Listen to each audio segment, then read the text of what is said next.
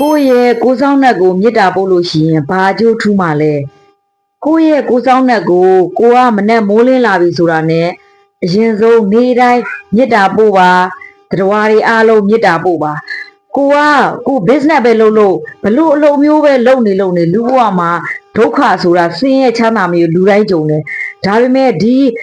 ဒုက္ခအရင်ဆိုးဆိုးဝါးဒုက္ခတွေကနေပြီးတော့ပေါ့လျော့သွားတာလည်းဖြစ်နိုင်တယ်ဒုက္ခဆိုတဲ့စက်ကွင်းတွေကနေတကယ်လွတ်မြောက်ခြင်းနဲ့ဆိုလို့ရှိရင်နေ့တိုင်းမနက်တိုင်းကိုယ့်ရဲ့ကိုယ်ဆောင်တဲ့ကိုမေတ္တာပို့ပါဒါဆိုရင်လုံးဝအရန်ကြီးတဲ့အခက်အခဲဒုက္ခဆိုလို့ရှိရင်လည်းနည်းနည်းမှေးမိန်သွားတာတွေဖြစ်သွားတယ်ပြီးတော့လုံးဝကျွတ်လွတ်သွားတဲ့အနေအထားတွေလည်းဖြစ်နိုင်တယ်ဒါကြောင့်ကိုယ့်ရဲ့ကိုယ်ဆောင်တဲ့ကိုကိုရင်ဆုံးမေတ္တာပို့ပါဒါဆိုရင်ကိုယ့်ရဲ့ဘဝကအရန်ကြီးဒုက္ခရောက်မဲ့အရာကြုံရင်တောင်ပေါ့ပေါ့လျော့လျော့နဲ့ပြေပြောက်သွားမယ်ဆိုတာအရန်ကိုကြိတ်နေပါတယ်